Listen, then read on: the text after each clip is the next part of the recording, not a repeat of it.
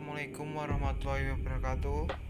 Halo teman-teman, perkenalkan saya Muhammad Dini Akbar, NIM 21106620033 dari Fakultas Ekonomi Prodi Manajemen Universitas Blitar.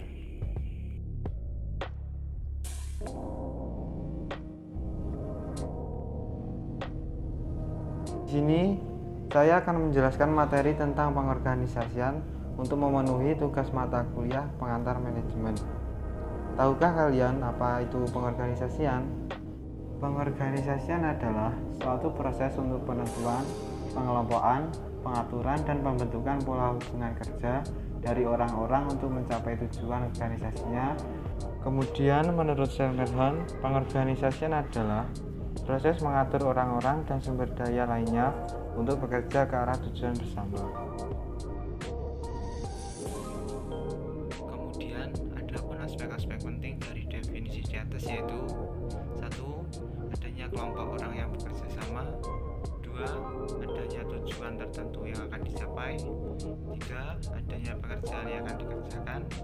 4. Adanya penetapan dan pengelompokan pekerjaan. 5. Adanya wewenang dan tanggung jawab. 6. Adanya pendelegasian wewenang. 7. Adanya hubungan satu sama lain. 8. Adanya penempatan orang-orang yang akan melakukan pekerjaan. Dan yang terakhir, adanya tata tertib yang harus ditaati. Kemudian pola organisasi. Dalam suatu organisasi ada beberapa pola organisasi. Di antaranya organisasi formal. Organisasi formal adalah kumpulan dari 2 orang atau lebih yang mengikatkan diri dengan suatu tujuan bersama secara sadar serta dengan hubungan kerja yang rasional.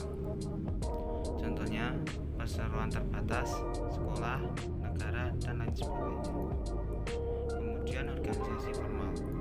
Organisasi formal adalah kumpulan dari 2 orang atau lebih yang terlibat pada suatu aktivitas serta tujuan bersama yang tidak disadari. Contoh arisan ibu-ibu, belajar bersama anak-anak SD, camping ke gunung bersama teman, dan lain-lain. Kemudian adapun unsur-unsur pengorganisasi antara lain 1. Men atau orang-orang. Dalam kehidupan organisasi atau tata lembagaan sering disebut dengan istilah pegawai atau personel. Pegawai atau personel terdiri dari semua anggota atau warga organisasi yang menurut fungsi dan tingkatannya terdiri dari unsur pimpinan atau administrator sebagai unsur pimpinan tertinggi dalam organisasi. 2. Kerjasama.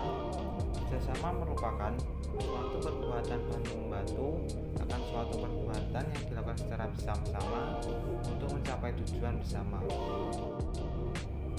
3. Tujuan. Tujuan merupakan arah atau sasaran yang akan dicapai. Tujuan menggambarkan tentang apa yang akan dicapai atau yang diharapkan. Tujuan merupakan titik akhir tentang apa yang harus dikerjakan, juga menggambarkan tentang apa yang harus dicapai melalui prosedur, program, pola, kebijaksanaan, strategi, anggaran, dan peraturan-peraturan yang telah ditetapkan. 4. Peralatan. Peralatan merupakan unsur yang keempat yang terdiri dari semua sarana berupa materi, mesin-mesin, uang, dan barang modal lainnya seperti tanah, gedung, bangunan, dan kantor. 5. Lingkungan. Faktor lingkungan misalnya keadaan sosial, budaya, teknologi, dan lain sebagainya. Kemudian fungsi pengorganisasian.